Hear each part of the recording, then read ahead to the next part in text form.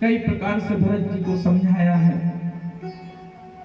गुरु जी कहते हैं कि भरत जी पिता जिस पुत्र को सत्ता देना चाहे वही पुत्र सत्ता का अधिकारी होता है। भरत जी ने तुरंत बात पकड़ ली और मन में सोचने लगे, पिताजी तो भैया को दे रहे थे ना, मेरे लिए तो मांगा गया है मां के द्वारा, इसलिए इस राज्य का अधिकारी मैं नहीं हो सकता। भरत जी विचार करने लगे, भैया की सत्ता भैया को वापस करते समय विचार करना पड़ेगा, सत्ता अभी ले लूं और वापस करते समय मन ना हुआ तो ये बात तो बिल्कुल सत्य है भाई साहब, किसी से थोड़े से पैसे उधार ले लूं, जब वापस करने की बारी आती है किसी को आप दे दो तो उसका मन नहीं होता, आपके ही पैसे हाथ जोड़ जोड़ कर आपको मांगना पड़ता है। भरत जी सोचते हैं कि भैया को देने में विचार करना पड़ेगा, मेरे मन में द्वेष आ गया तो मां कौशल्या ने कहा, भरत जो गुरु जी कह रहे हैं वही कीजिए। भरत जी व्याकुल हो गए, नेत्रों से आंसू बहने लगे, रोने लगे।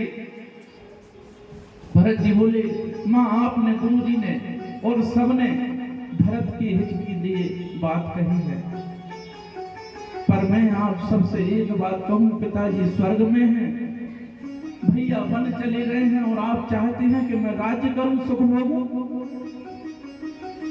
भरत जी कहते हैं, मेरा कल्याण तो भैया राम की चरण सेवा करने में ही है, बाकी सब व्यर्थ है।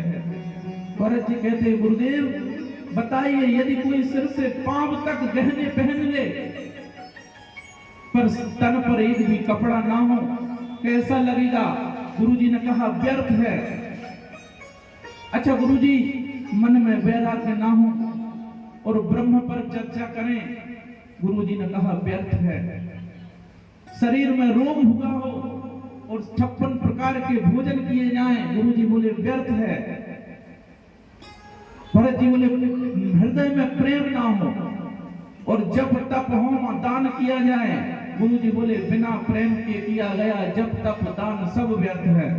अच्छा गुरुदेव, सुंदर शरीर हो और शरीर में प्राण ना हो, गुरुजी बोले प्राण के बिना शरीर व्यर्थ है।